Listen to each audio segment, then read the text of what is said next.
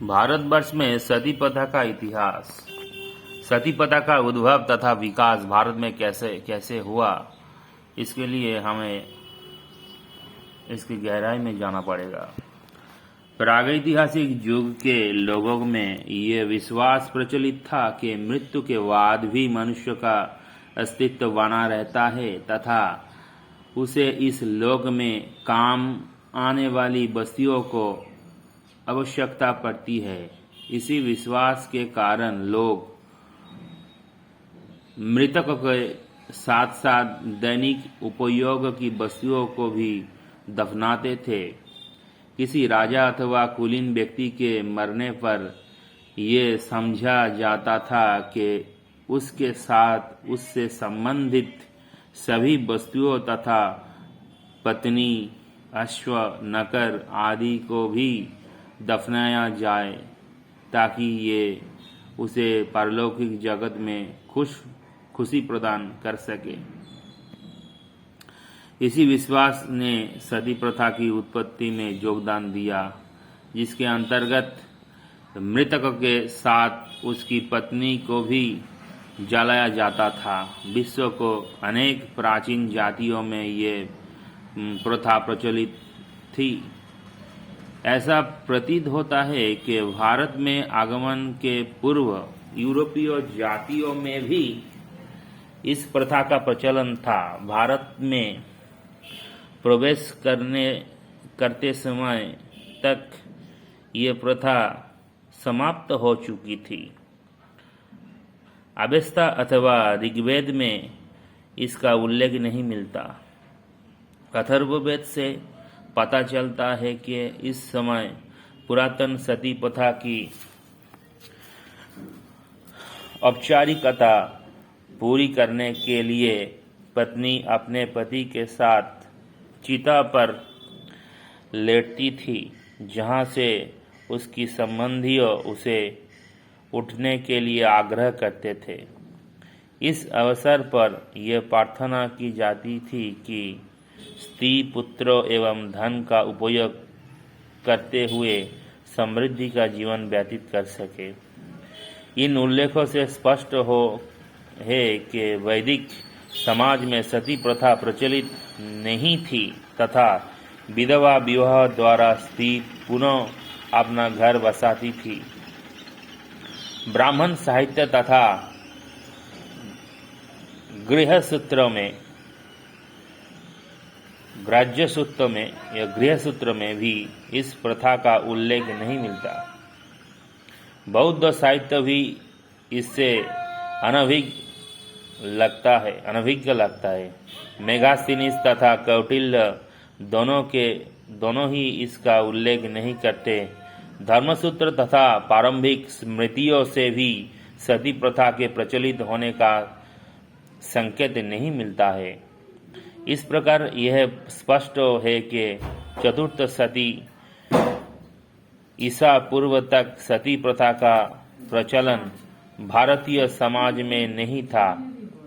भारतीय समाज में सती प्रथा का प्रचलन चतुर्थ सती ईसा पूर्व के बाद किसी समय हुआ होगा। रामायण के मूल अंश में इसका उल्लेख नहीं है, किंतु उत्तरकांड में वेदवती की माता को सती होने का उल्लेख है, जो संभवतः प्रेक्षकांश है। दशरथ अथवा रावण की पत्नियां उनके मरने के बाद सती होती हुई नहीं दिखाई गई है। महाभारत में इस प्रथा का छिटपुट उल्लेख मिलता है। पांडु की मृत्यु के बाद उनकी पत्नी माद्री सती हो गई थी। कृष्ण के पिता वासुदेव के मरने पर उनकी पत्नियों ने सतीत्व का अनुसरण किया था। किंतु इस महाकाव्य में ही कई ऐसे उदाहरण मिलते हैं जहां पत्नियों के मृत्यु के बाद भी उनकी पत्नियां जीवित रही। अभिमन्यु, घटोत्कच तथा द्रोण के पत्नियां सती नहीं हुई। हमें हजारों जादव विधवा की भी उल्लेख मिलती है जो अर्जुन के साथ हस्तिनापुर तक गई थी। पुराणों में कुछ स्त्रियों के सती होने का उल्लेख मिलता है।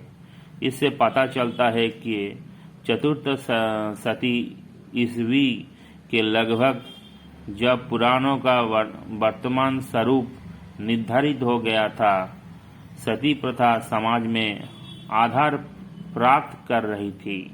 यूनानी लेखक देश के कुछ भागों में सती प्रथा के प्रचलन का उल्लेख करते हैं।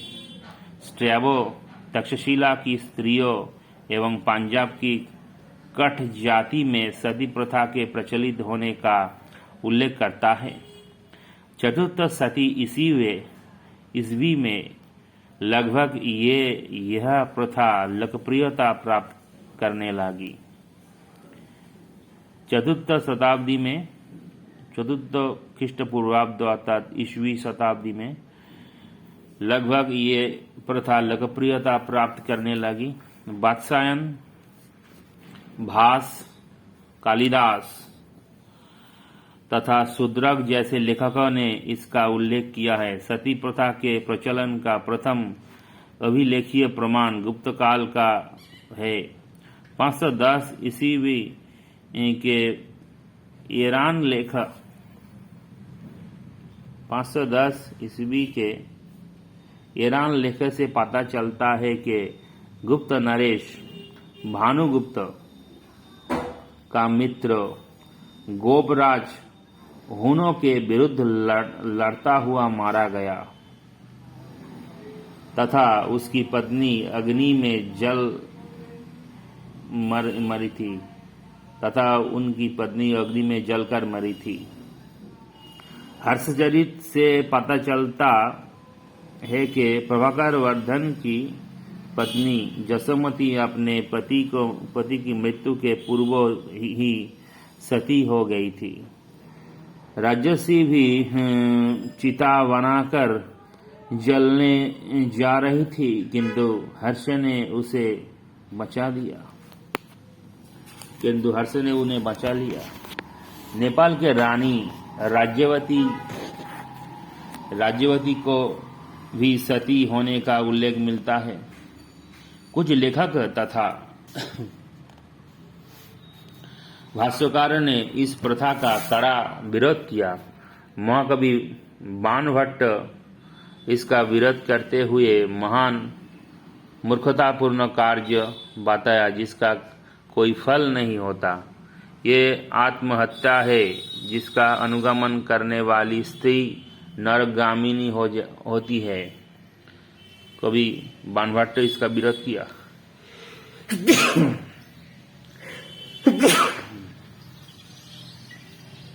इसके विपरीत विधवा स्त्रियों अपना तथा अपने मृतक पति दोनों का कल्याण करती है। सती होकर वे किसी को भी लाभ नहीं पहुंचाती। मध्यकालीन टीकाकार मेधातिथि भी इसे आत्महत्या मानते हुए स्त्रियों के लिए निषिद्ध बताते हैं।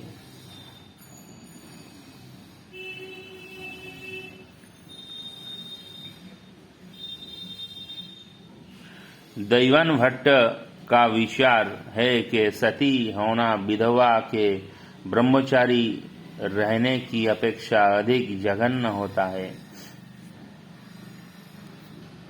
किंतु इस विचारों के बावजूद सती प्रथा समाज में प्रचलित होती गई तथा इसके समर्थन में 7वीं सती ईस्वी से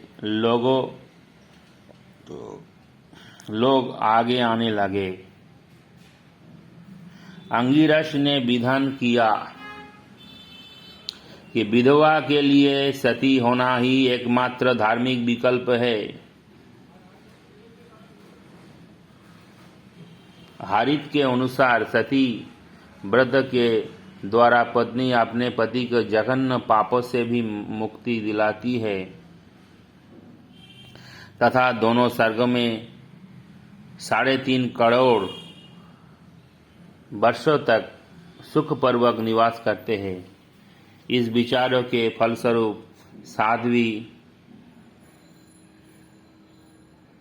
से 11वीं सदी अर्थात 7 से 11 शताब्दी तक के काल में उत्तरी भारत में ये प्रथा काफ़ी प्रचलित हो गई। कश्मीर में इसका विशेष प्रचार प्रसार हुआ।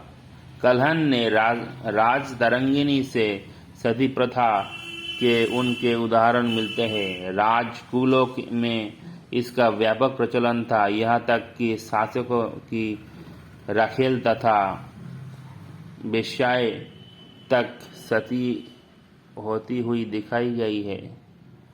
कथा सरित सागर में भी सती प्रथा के अनेक दृष्टांत मिलते हैं। दक्षिणी भारत में ये प्रथा अपेक्षाकृत कम लोकप्रिय रही। सती प्रथा का प्रचलन प्रारंभ में क्षत्रिय अथवा योद्धा कुल में ही था। पद्म पुराण में स्पष्टतः इस प्रथा को ब्राह्मण परिवारों के लिए निषिद्ध बताया गया है, किंतु 10वीं सदी से हम ब्राह्मणों में भी इस प्रथा का प्रचलन पाते हैं। राजपूत काल में यह प्रथा विशेष रूप से प्रचलित थी। कई राजपूत लेखकों में भी इसका उल्लेख मिलता है। इस प्रकार धीरे धीरे ये प्रथा हिंदू धर्म के एक मानव प्रथा हो गई। धार्मिक अंधविश्वास एवं कट्टरता ने इस अमानवीय एवं बर्बर प्रथा को लोकप्रिय बनाया। जिमुतवाहन ने दायभाग में लिखा है कि इसका उद्देश्य स्त्री को संपत्ति के अधिकार में से वंचित करना। जिमुतवाहन उनके दायभाग ग्रंथ में लिखा है कि इसका उद्देश्य स्त्री को संपत्ति के अधिकार से वंचित करना तथा इसी कारण उसे पति के साथ जल मरने के लिए बाध्य किया जाता था। 12वीं सदी के बाद राजपूत कुलों में सती प्रथा का प्रचलन अत्यधिक होने लगा। मुगल शासक अकबर ने इसे रोकने का प्रयास किया, किंतु उसे सफलता नहीं मिली। अंततः ब्रिटिश काल में 1829 ख्रीष्टाब्द में ईस्वी में लॉर्ड विलियम बेंटिंक ने कानून बनाकर इस अमानुषिक प्रथा को बंद कर दिया। तो ये रहा सती प्रथा का इतिहास। भारतवर्ष में कैसे सती प्रथा आई और प्राचीन ग्रंथ में इसका कैसा विवरण मिलता है, इसके बारे में इस जगह आलोचना किया गया। थैंक यू, धन्यवाद।